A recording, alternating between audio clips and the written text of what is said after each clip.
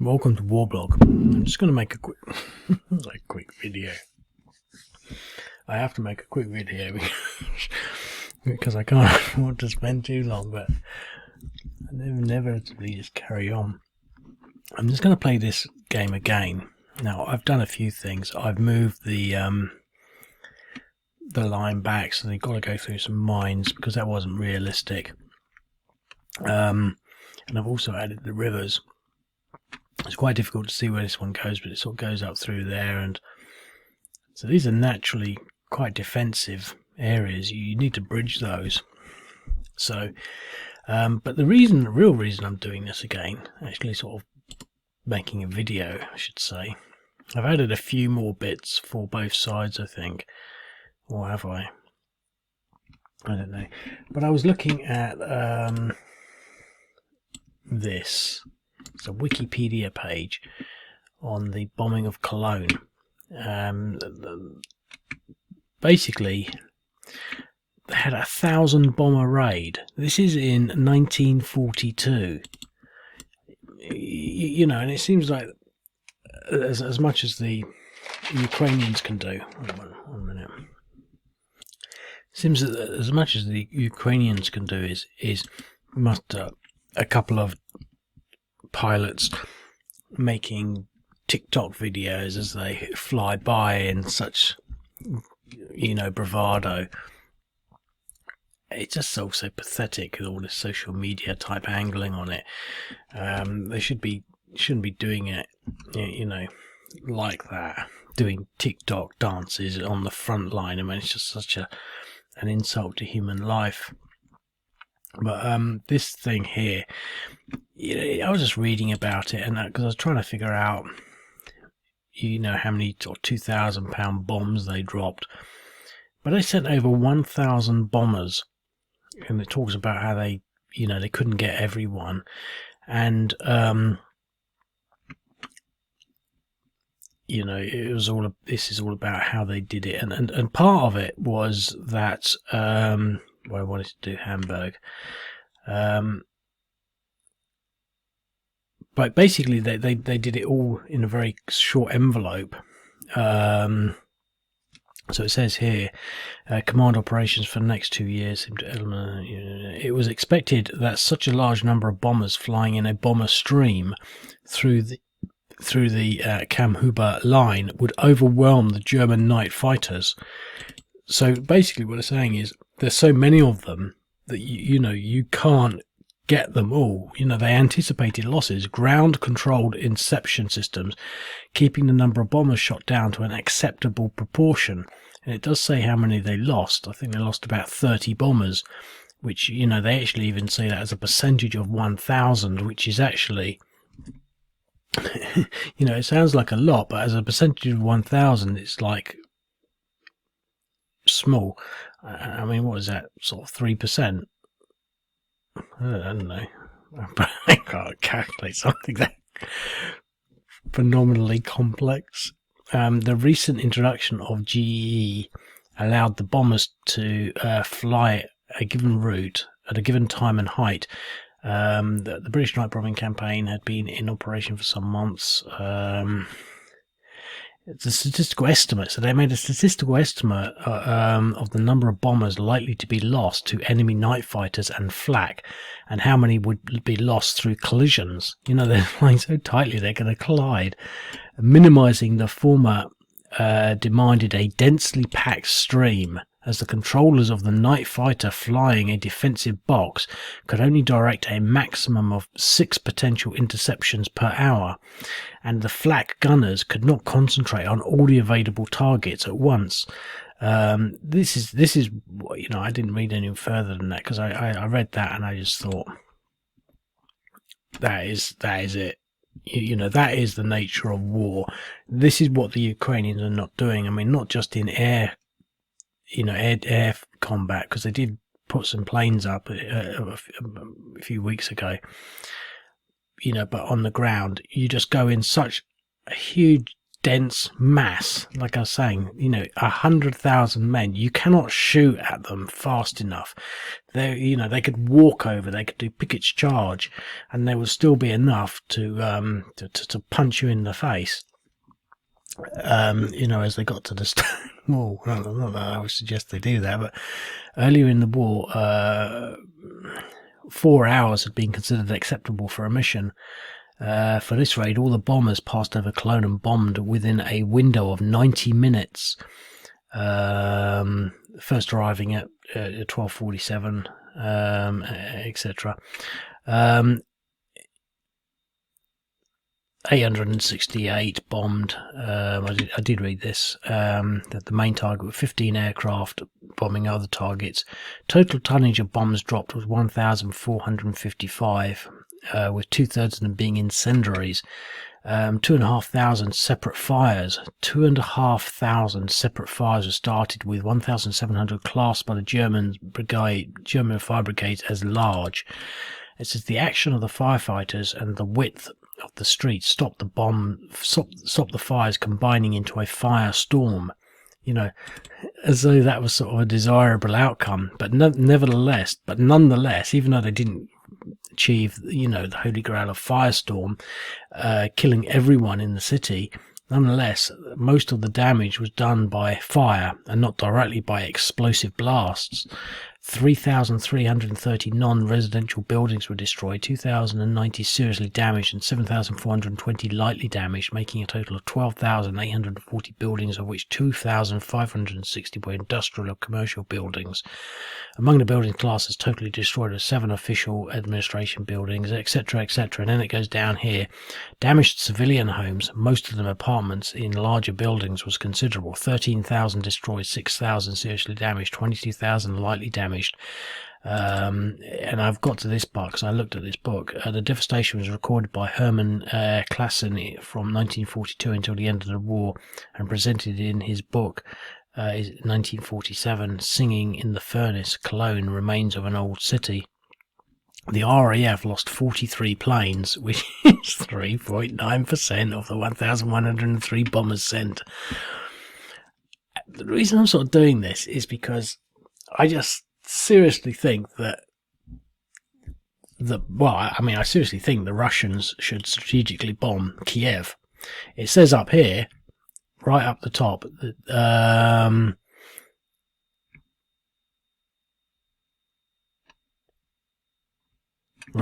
the first ever 1,000 bomber raid by the RAF was conducted on Cologne on the night of 31st May 1942, codenamed Operation Millennium. The massive raid was launched for 2 primary reasons. It was expected that the devastation from such raids would be enough to knock Germany out of the war and at least severely damage morale. And that's it. Basically, if you could do that and have Ukraine surrender, you save a lot more lives. And generate a lot of pictures like this. It's sort of like you think, how can you say that? You're such a meanie. And the thing is, it's war. That is the nature of war. What you're supposed to do is send balloons over and sort of like, sort of send them lots of cakes and hope they just get fat and fall over or something. You've got to sort of consider. And the thing is, I think that's what the Russians should do. But I would also expect that was what this Ukrainian thing would do. The $200 billion that they've been given, they should have the ability to do this type of thing. Not send up like, 2 aircraft or 5 aircraft. I read today that between Netherlands and some other stupid country, they're getting 62 F-16s. And that's just the start. But that's not 1,000, is it? 62. Basically, I just think that is going to be the secret to bringing the war to a conclusion. And so if we go back to this, what we've got is, as I said, I tried to put in the strategic bombers. I should maybe add a few more, but I don't want to add too much more because it just starts looking stupid down here. But I've added these minefields, and I don't want to do this for too long, so I've sort of made my point about that clone bombing. So I think we're going to try and strategically bomb this location. We can't land there now, but we could strategically bomb this and land with special forces. You know, so if you think, oh, this is modelling, what can we do? Well, let's model this and blow these people up. Look, we're so far behind the lines that there's no Russian air defence. So here's our bombers coming in.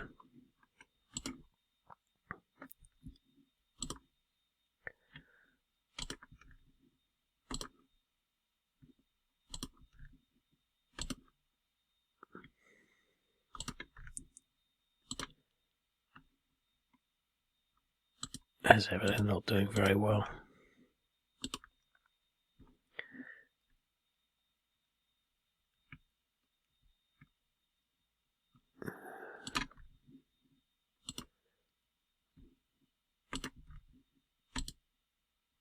Come on.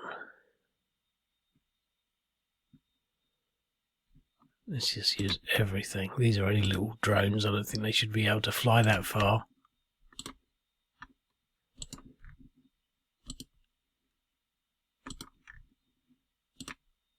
Nothing. So, but I think we've got some artillery.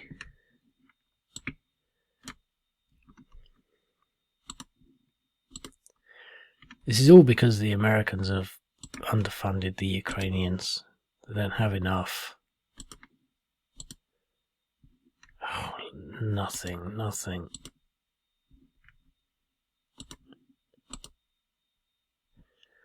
Well, you know, Market Garden, look at that, they're all ripe for capitulating. So we're going to send in the special forces.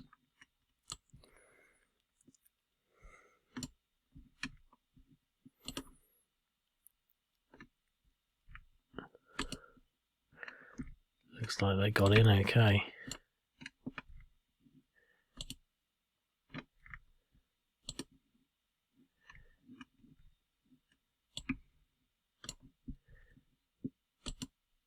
They do present small arms fire, but we haven't seen any damage yet.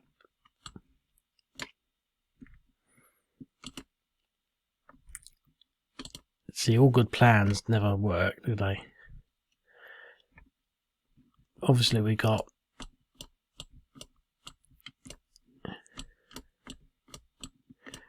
amphibious units.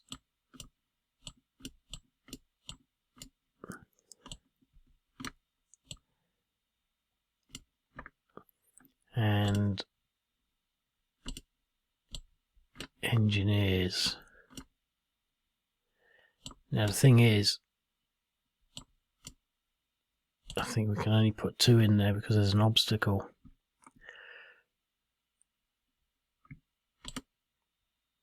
We have some engineers, look.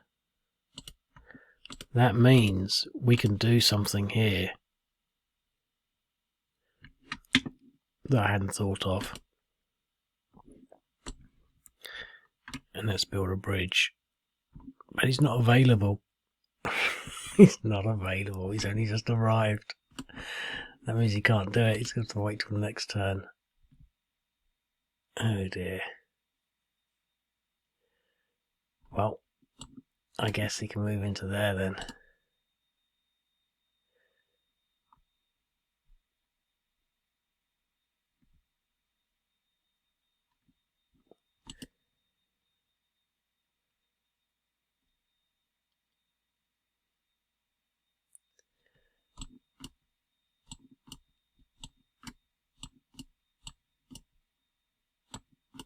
Can't get there.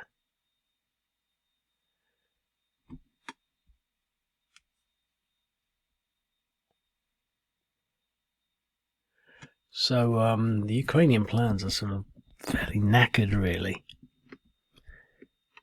Which sounds it sounds like a perfect model of what's actually happening. But the thing is, these are all 3s. I gave these 3s, and this one's a 4 minefield. I've never done a 4 before, but it's going to take a lot of demining, so we have to sort of just, you know, get through it.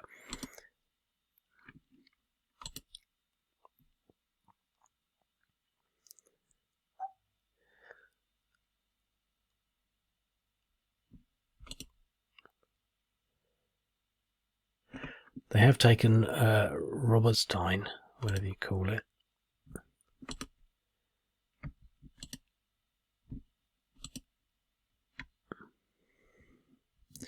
See, I don't know whether to just try and break through here, because we could move into there, but these are 3s. They probably get serious damage. We got to wait. So let's end the turn, because we don't really care about playing it properly. So now it's the Russians, and I did give them a few more artillery pieces, and I thought I gave them a few more of these things, but I think they get reinforcements. So basically everything's going according to plan, except we've had this Incheon maneuver, this work of sheer genius. Because I always do these things, and you always find out it's a bit of a mistake. But the thing is, I don't think any of these units are in a position to attack these special forces. I mean, this one is like, you know, 8.8, so they can't do it. So do we focus our artillery on these units? You know, because that is the real question, you see. Because every time you do something like this, whenever you see the stuff like on the internet, you see, you know, all the money shots. This is where they did things, but you're not seeing where they didn't do it because they used it elsewhere. We've got this Lancet drone. We might be able to blow up this air defense unit and think, oh, that was really clever, but it didn't go after this tank stack, or it didn't go after these engineers. You know, that is, I think, a secret to the nature of war, is that you've only got so many assets that you can apply in so many positions, and that, you know, they're saying, oh, the Russians are really lacking artillery support. Well, that's the nature of war. If they're lacking it, that is how it goes. You know, that's how history books are. They started to run low on this or that, which means they couldn't do this. You know, I mean, that is what the Ukrainians are hoping for. It would appear. But so where do we apply our minuscule defences? Because the thing is, if we can destroy their engineers, that pretty much destroys everything, and I think we're going to try that because they're in the open. So let's at least try 3 artillery on each of these, and then see what we need to do after that. So here come the big crater making things that are blowing big holes in the fields as these little engineers are running around trying to dig up all the mines. And I was just reading today that someone has sent a satellite towards the moon, not the Russians obviously. They send satellites into the moon to detect water. And I was thinking, they must have a satellite directly over the Ukraine, and they must be able to detect the mines from outer space. They can detect water. You know, they must be able to sort of, with precision, detect where all these mines are, and then send an automated drone out to, you know, deal with them. You know, I just thought you could have an anti-mine swarm that somehow has a way of, you know, setting them off remotely. You know, you're just dropping a little charge that is designed to, you know, destroy the mines going around. I mean, that would be sort of almost futuristic, you know, watching sort of thing, are they going to come through our minefield? And yet all we see is a small swarm of drones come over, you know, 50 of them, all in one hit, take out every single mine, allowing the enemy to just go straight through. 1, 2, 3. So we've done that one. So it's 4 and 3.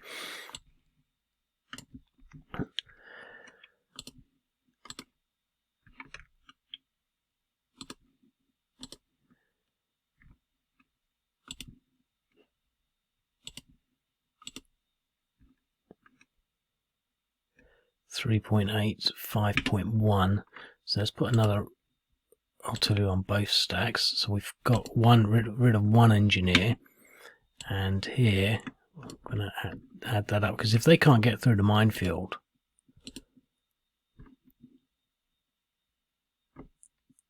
so now we're going to use our helicopters.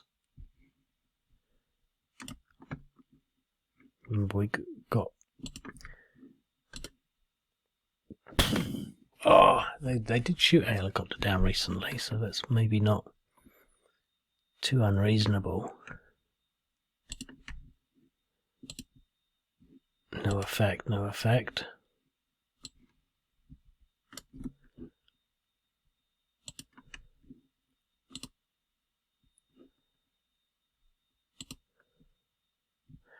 I'm going to try this helicopter over here because there's still two of them there.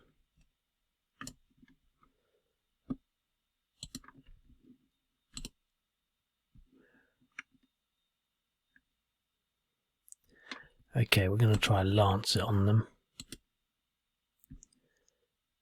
And another one.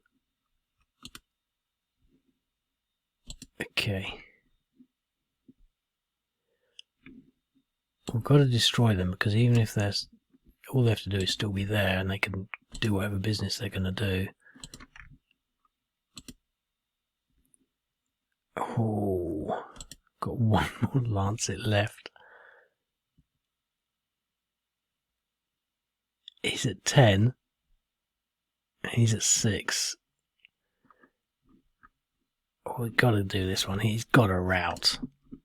There's a 50% chance of routing. Yeah.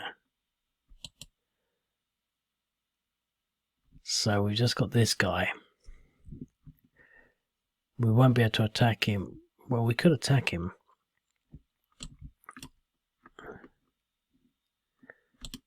We get some sort of deduction, but we should be able to just blow him to bits.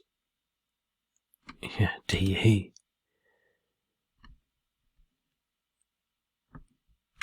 Oh, we forgot all about this unit. Well, we can try and blow him up there.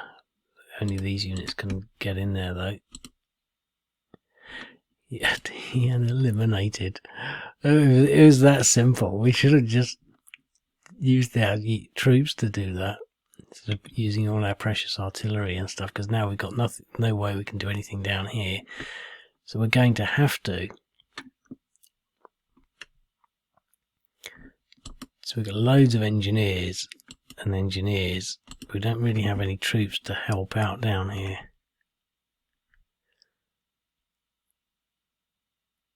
So that's a dilemma, you see.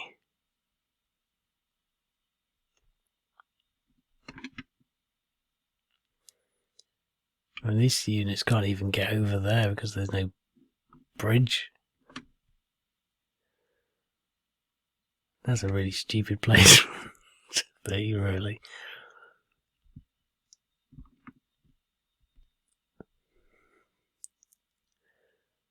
Oh, probably lose Melitopol. Okay, well, let's see what the Ukrainians can do now. So again, we've got our strategic bombers. That's all good. We've got reinforcements now, Russian reinforcements, look.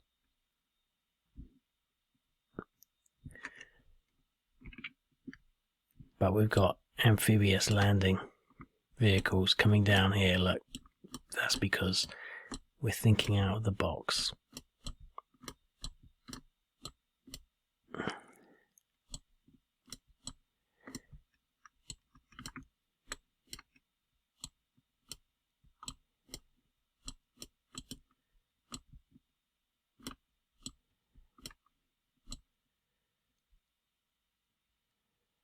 Oh, I should have landed in there.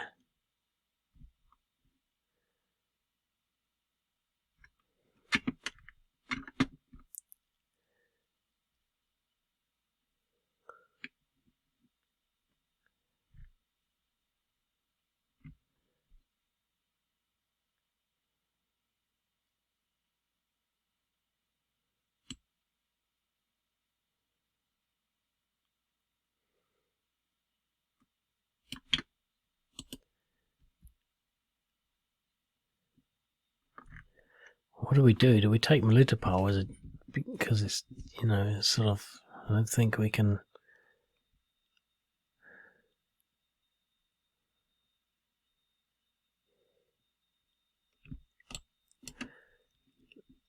Okay, special forces.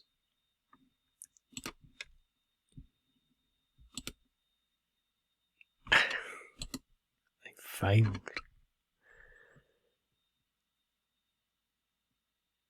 That's like some cruel joke, isn't it? I should have thought of the odds. I mean, how could I have lost against that? I mean, he was at 3.6, 7.8. I mean, there was nothing in there. Oh, they're in a city.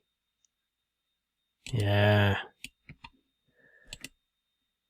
Yeah, regulars in a city, no matter how beat up they are. That might not be too sort of unrealistic, really. I mean, you know, we pushed our special forces. They were lightly armed. They were really good, you know, troops, but they lost. I'd have to relook at the video. I wonder what sort of. I didn't look at the. I didn't look at the the scores. Whether it was, oh no, it was 1-3, wasn't it? 1-3 odds. Yeah, that's like sort of like not good odds.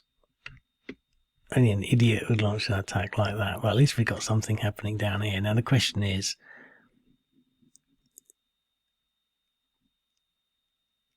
really want to sort of take this place out. So let's see what we can do.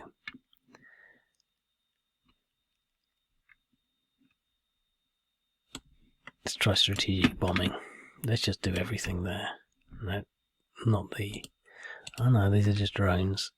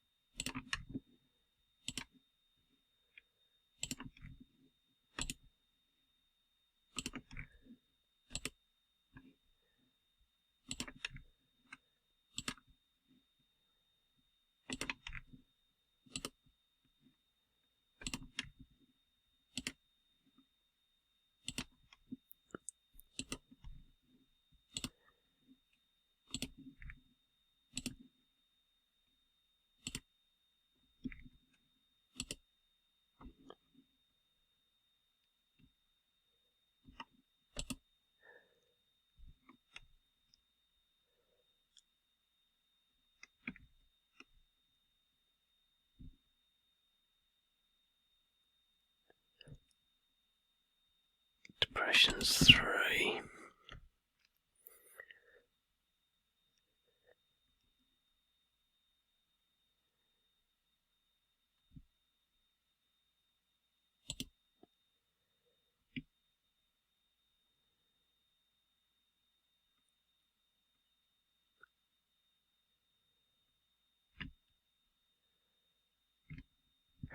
I think the truth of it really is that this is a far more realistic simulation than the previous game, because we have to get through these mines and they're difficult, especially these. I've just realised, because I keep forgetting how the game works, but when you've got these obstacles, you can only stack a certain limit. I think it's only either 2 units or it's a maximum of like 10 manpower. So if you had, or if it's like a maximum of 5, so if you had ones, you could stick a few in there, but there's a limit basically. And that's actually quite good, really, because it's really creating a bottleneck here. And obviously, if the Russians destroyed that bridge, if they could, that would make a big difference. But we still got some artillery to fire, because the problem is we don't really have. So we can try and put our engineers back in there. But what we should have now, no, we lost our engineers.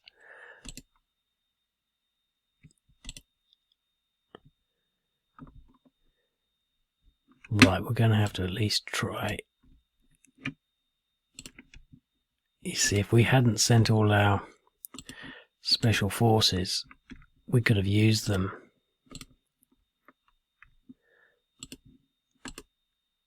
Oh.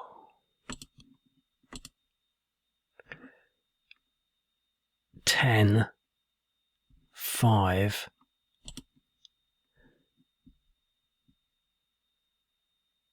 Ooh.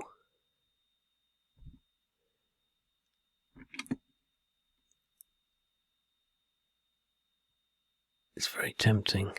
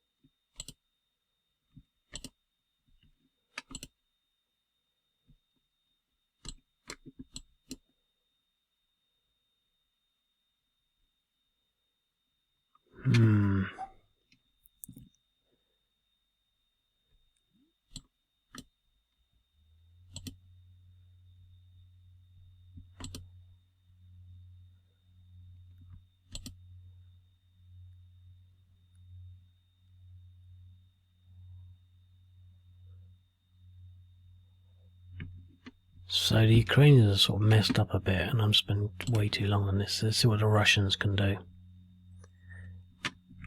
Because now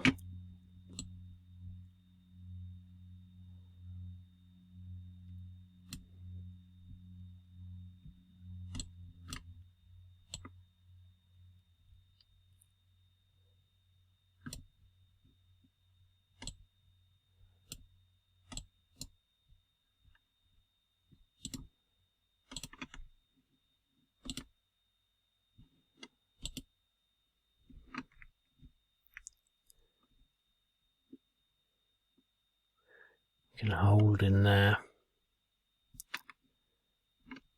So there's now battles around Melitopol.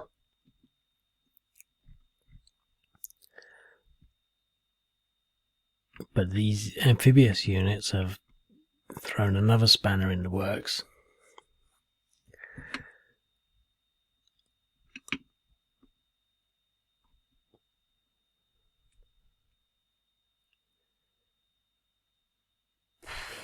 The thing is,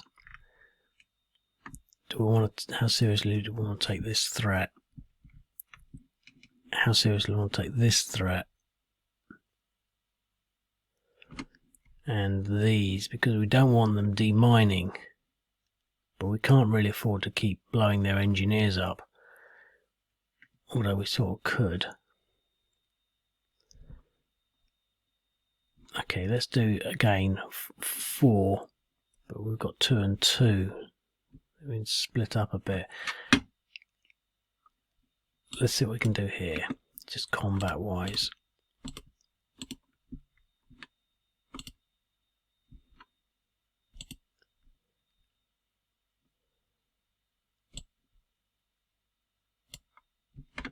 This is going to be tight. Got them.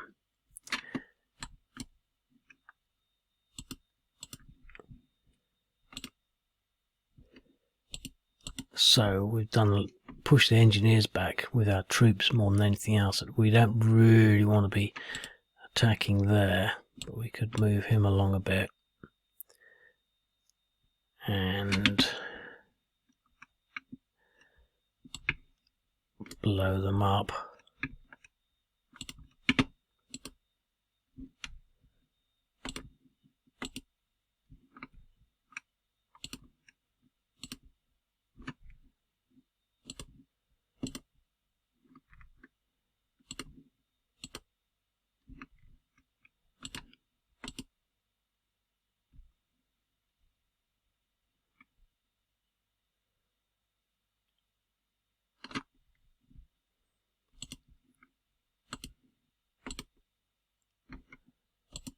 Okay, still got some artillery left, but I think we can afford to push.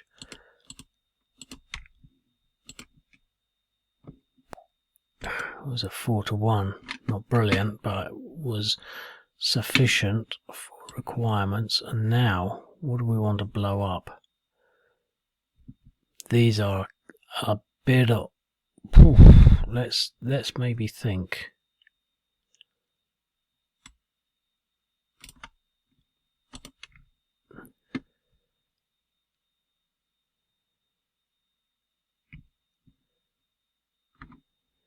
We can get 2 of these special force units down here.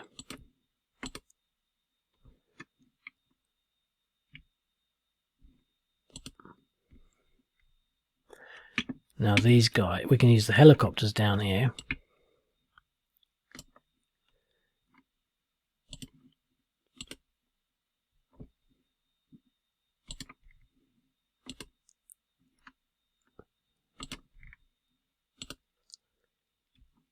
Okay, 7.7, 6.8, and the Lancets against these, because they're mechanized.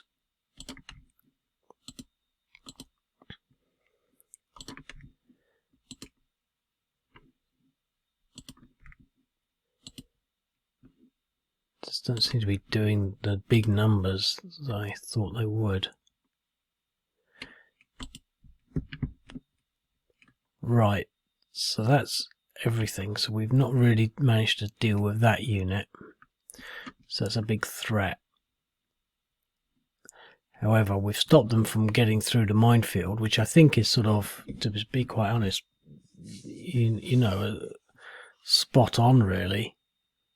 I mean, it's a big difference between the last game where they managed to get there and attack the trench line unhindered, but they can't even get through the minefield. I mean, they've tried twice now and they can't do it. They've done this special thing down here and failed because of poor command control. But the amphibious assault has come in. Obviously they're attacking, so I'm feeling like it's going to be worth having another turn. Right. Well,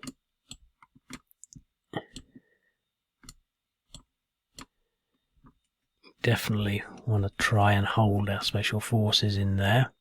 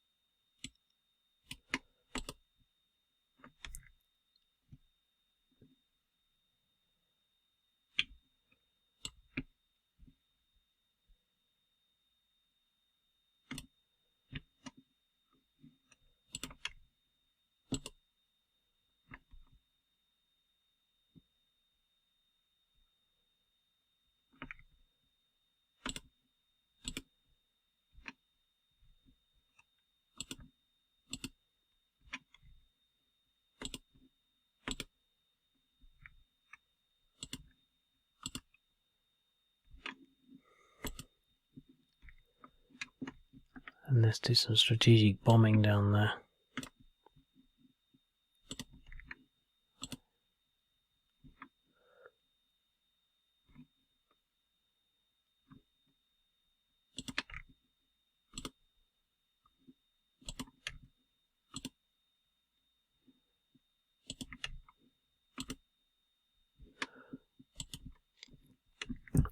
Ooh, look at that. We've taken Melitopol. Can they hold it? I mean, it's actually interesting because we can do some strategic bombing here. Because I'm thinking we might want to just send whatever we can from that amphibious task force down to Melitopol.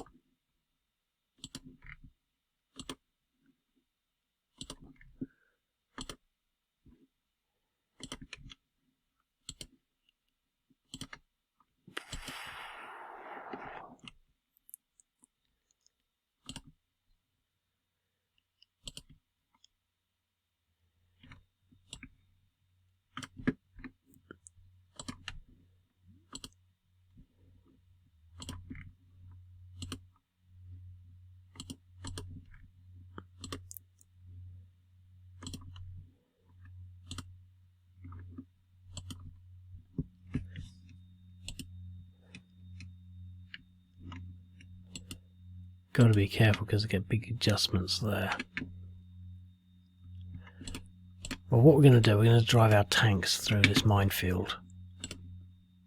2.9 damage.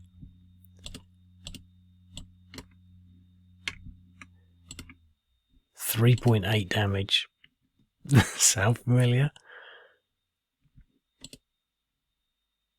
Oh, at last we might be able to do something here.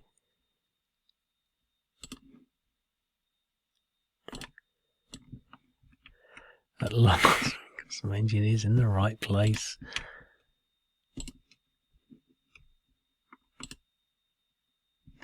And look, I always marvel at how that actually works. There's a bridge.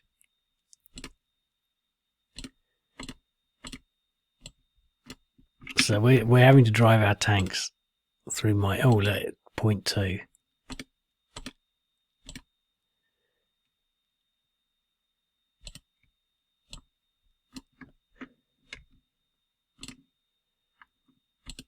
.2, suffering heavy losses, but there's no object things there. 1.5.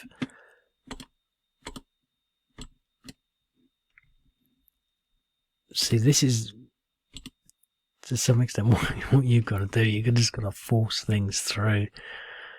I don't think we can fight there. I'm not sure we can really fight there either. But we're sort of held out here.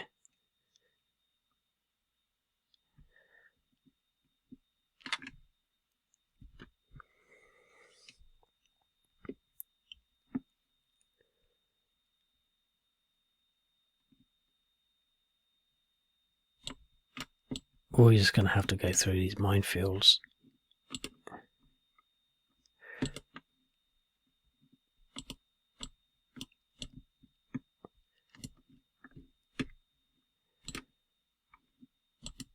Big losses, and that's why I did these heavy minefields.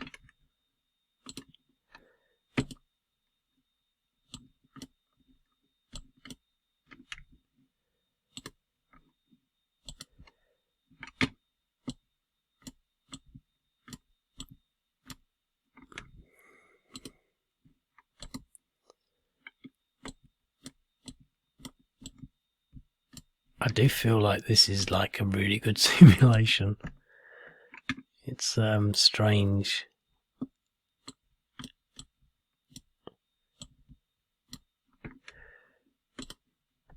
We're committing ourselves to a major battle.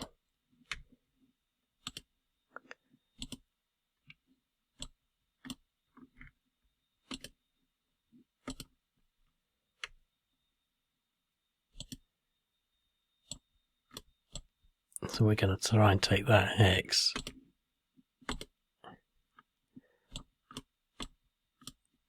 We've already taken a hell of a lot of losses going through the mines.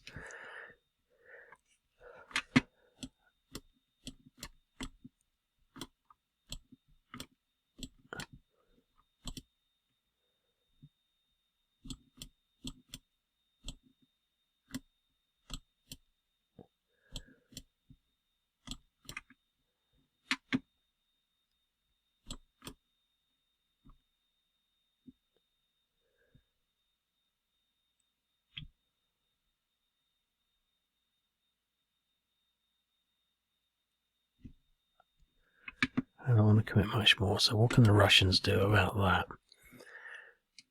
Well, what do they see as being the threat? Obviously there's this contact line now. You see, we could either go for some engineers. See, this is the thing we were talking about with the bombing of Cologne. Because there's so much, we can't shoot at everything. You know, what do they call it? The grouping, or the... what do they call it?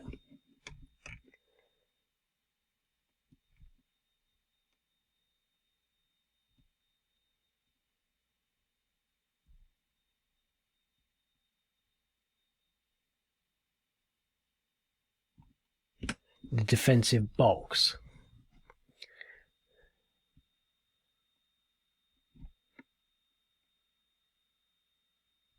It's a densely packed stream. I mean, they can only shoot us. They can't shoot at every target. you know, which is sort of what we've got going on there.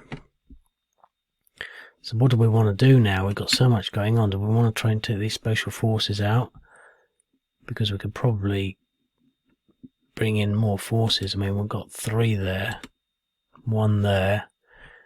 He might be able to hold his own against those units. He might be able to hold his own against those, but we don't want these things sort of streaming across there. These things will be able to do an attack on whatever hexes we do. So it's really tight. We've got this big line here that's going to probably break through there. So we really can't afford to do these or these. We might be able to sort of play those off against each other. But we've got to take out this stack here, I think. And this stack.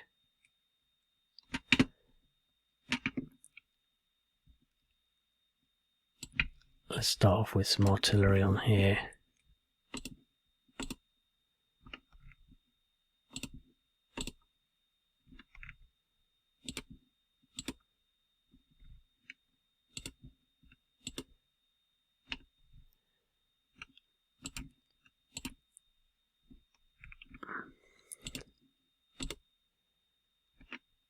Really nice if something started to. Let's try some lancets against them.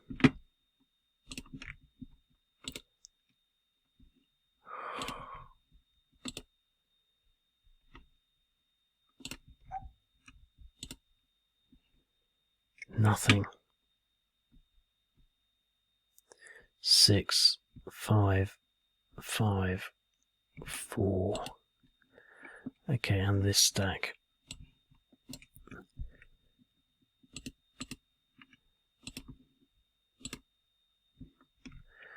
Oh, at least that's nice.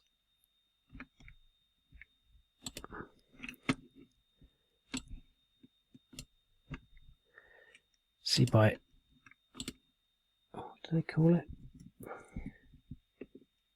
A densely packed stream. By maintaining a densely packed stream. Look at that.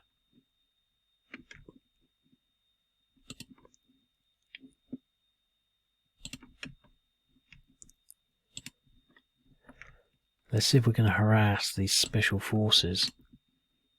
Because the helicopters don't have any air defense to fight against. Oh, so we've routed them.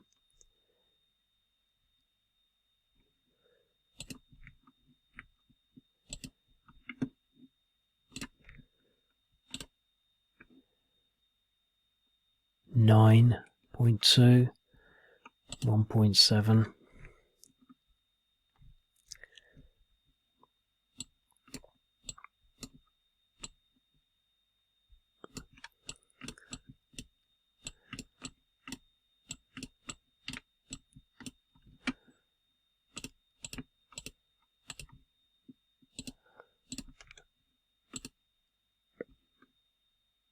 Seven to 1, so it eliminates them. There's only 2 more units down there. Can't really afford to attack there. We can't really afford to attack there. Well, who am I fighting in a moment? Who is it? It's the Russians' turn. I should be doing something with these engineers.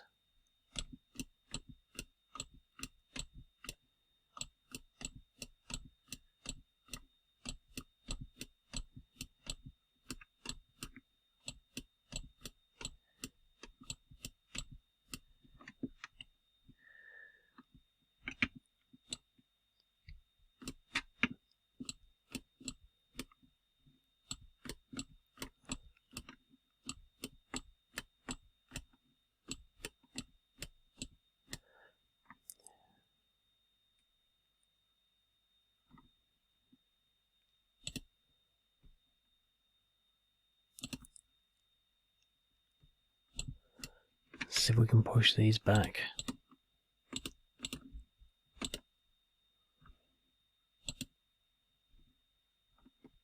Yep. Let's see if we can push these back.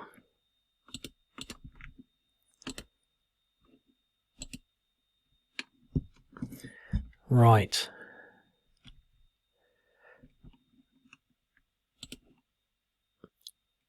So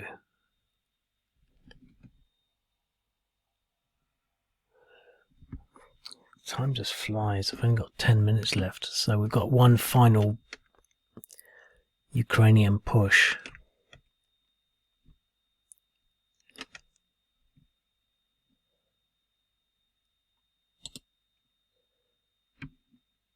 Let's use some drones.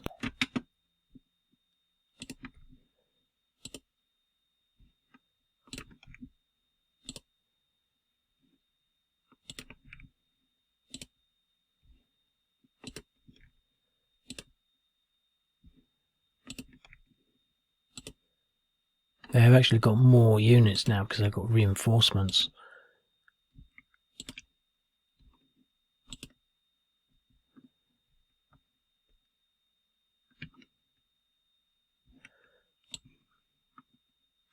I'm just sort of desperate to get them out there because I don't want to fire. I don't want to use everything on that.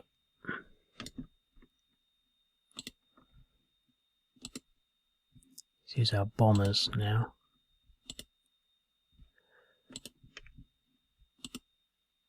What is going on there? 7.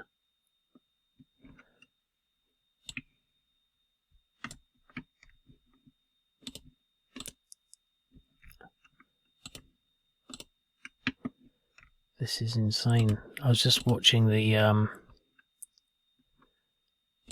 Westphalia, Battle of Westphalia, the first battle of the Second World War, the German invasion of Poland. And they were supposed to only last 12 hours, and they lasted 7 days. Right, well that is what I wanted to achieve, because now our tanks don't have to fight their way through.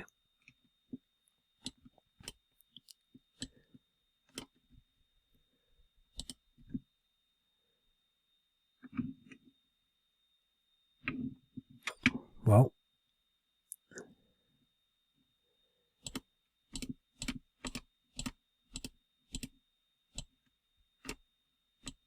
we've got more engineers coming in.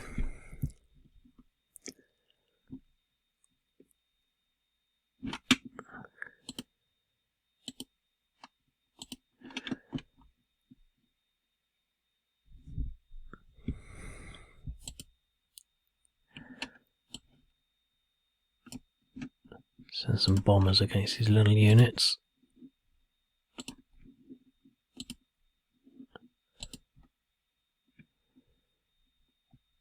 So what do we want to take out?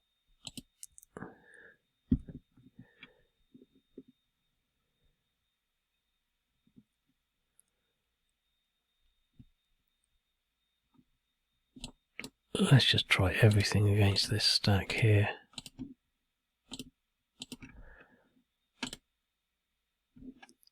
Phew, what a close battle. We push them back.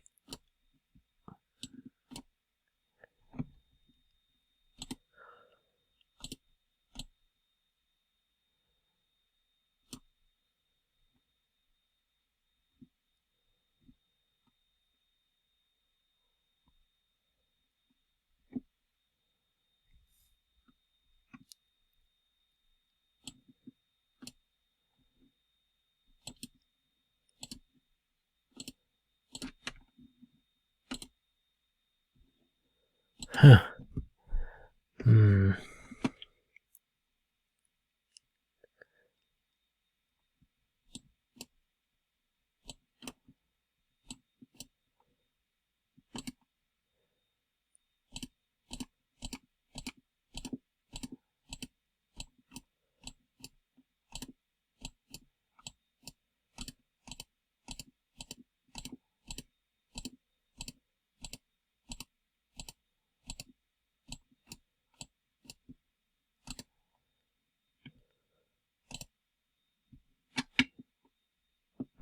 Okay. Well, we have to do this.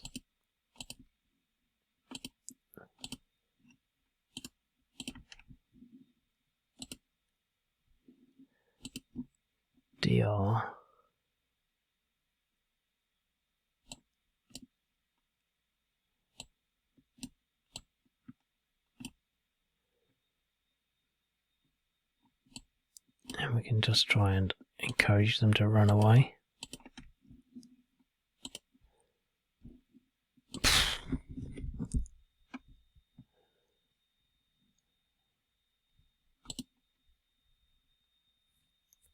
That was incredible.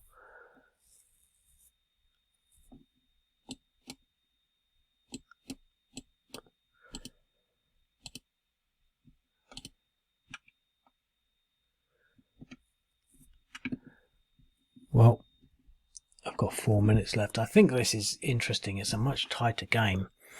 Let's just end the turn so we can just look at what we've got.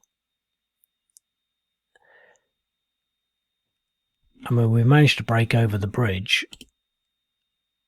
and into there, but we still haven't got a path. We've cleared no mines so far. We'll probably clean these mines out next turn. So we'll actually have a route through. So the route through will not be where we were expecting. The route through will be through here. There's not a road, but we'll pass everything through here seamlessly and exploit through here. But obviously we still have to break through this second minefield. And we probably won't have made much ground here, and we'll probably lose Melitopol. But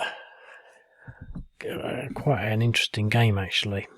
I'm glad I played it a second time, other than the fact I couldn't afford that hour. But I think it, I think it sort of gives you so much, food for thought really on sort of, air insertions and the strategic bombing, which isn't really panning out as I hoped it would, and the amphibious, the smoke, which don't have, and the sort of the what are we calling it, the densely packed stream of Ukrainians, because there's so much that you can't fire against them all. And so that's that really. I mean, it's sort of pretty much sort of, obviously I don't know why they can't take this target out. I was thinking actually I should maybe look at it on the on Google Maps, because they'd probably able to see it, and in an instant see how big that river is. But it's probably heavily fortified. But again, with the strategic bombing, you just flatten everything. Just flatten it all. You could probably change the shape of the channel by strategically bombing it on either side. But it'd be interesting to sort of play a few more turns, because I think that the might have broken through there.